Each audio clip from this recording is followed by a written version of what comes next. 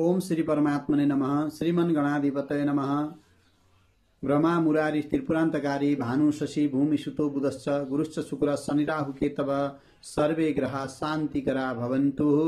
नमस्कार समादरणीय दर्शकवृन्द, सज्जनवृन्द, यहाँहरू विश्वको जुनसुकै कुनाबाट हामीलाई हेर्दै हुनुहुन्छ भनेदेखि म छु हजुरहरूको साथमा ज्योतिषी पण्डित लक्ष्मण गौतम, ज्योतिष विज्ञान परामर्श केन्द्र नेपालदेखि।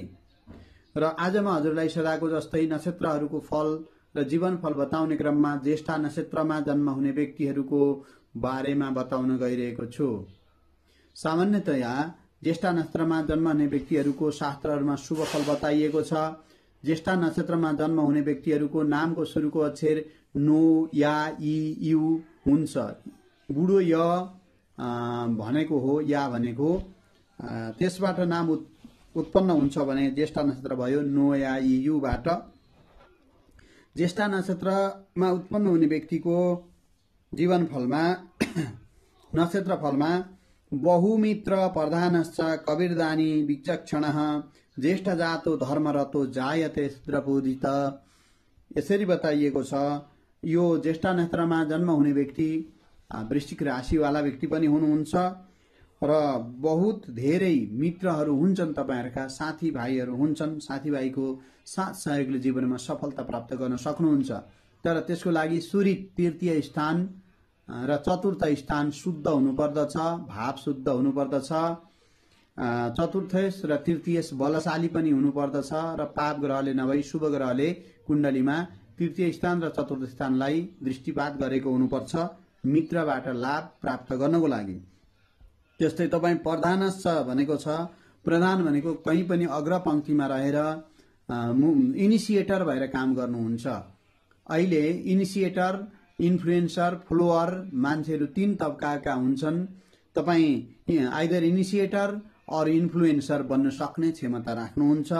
You are not the follower. तपाईं एउटा जाने सुरुवातकर्ता हो जसलाई अरूले अनुसरण गर्दछन्। तपाईं कवि भनेको भित्री इन्साइट भएको इन्साइटफुल व्यक्ति हुनुहुन्छ।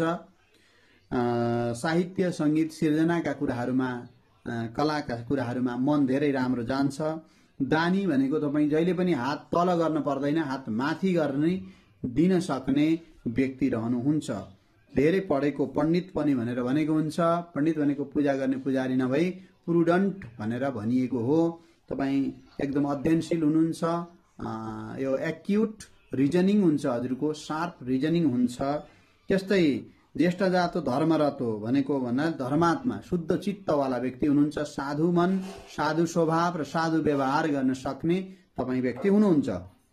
र सबै जात र वर्ग, वर्ण, लिङ्गका व्यक्तिहरूले तपाईंलाई सम्मान, रेस्पेक्ट देखाउँछन्। यसकारणले तपाईंको जीवन सुखमय बन्दै अगाडि बढ्दछ।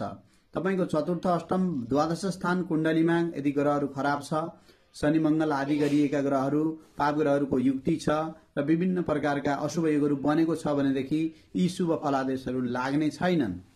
तर तपाईंको कुण्डलीमा लग्नको बल, यस्तै गरी केन्द्रका ग्रहहरूको बल, शुभ ग्रहहरूको बल के कस्तो अवस्थामा रहेको छ त्यसलाई कुण्डली बलाबल विश्लेषण गरेर मात्रै फलादेश विशिष्ट गर्नुपर्ने हुन्छ।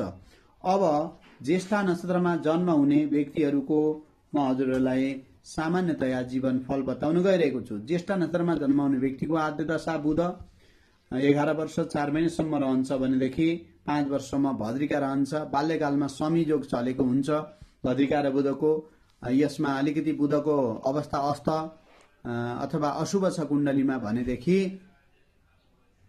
हजुरलाई बाल्यकालमा दुःख, रोग, कष्ट, समस्याहरू रहन सक्ने सम्भावना हुन्छ। 5 देखि 11 सम्म उल्का चल्ने हुनाले चञ्चल चकचक स्वभावहरू रहन जान्छन्। 11 देखि 18 सम्म सिद्धा चल्ने देखिन्छ। तो सिद्धाको बखतमा 11 वर्ष 4 महिनादेखि 16 वर्षसम्म केतु पनि हुने हुनाले केतुले अलिकति मानसिक परेशानी पनि गराउन सक्दछ। त्यस्तै गरी भित्री ज्ञान, धार्मिक चिन्तन पनि खुल्ने केतु दशामै हो। फेरि पनि केतु कुण्डलीमा शुभ स्थानमा रहेको हुनुपर्दछ। 16 देखि 29 सम्मको समय सर्वथा राम्रो देखिन्छ। 18 देखि 22 मा पढाइका कुराहरूमा अलिकति तलबितल गराउने, पढाइलाई जाने छोडेर अगाडि बढ्छु अथवा अन्य वैकल्पिक क्रियाहरू गर्छु भन्ने एउटा दिग्भ्रम आउन सक्ने सम्भावना हुन्छ। तर 26 वर्षदेखि तपाईको सर्वथा जीवन शुभकारक रहँदै अगाडि बढ्दछ। हस्, अहिलेसम्म हामीलाई भिडियो हेरेर सहयोग गर्नुभयो सबैलाई हार्दिक धन्यवाद दिन चाहन्छु। यदि यहाँहरूको पनि व्यक्तिगत कुण्डली विश्लेषण गराउनको लागि आवश्यक छ र हामीसम्म भौतिक रूपमा उपस्थित हुन सक्नुहुन्न भने पनि हामी हजुरलाई विभिन्न अनलाइन मेसेन्जर, व्हाट्सएप, भाइबर लगायतका सोसियल मिडियाहरूबाट तपाईको जन्ममितिका आधारमा यथार्थ जन्म कुण्डली जेनेरेट गरेर फलादेशको सुविधा र सेवा हामी तपाईहरुलाई उपलब्ध गराउन सक्छौं।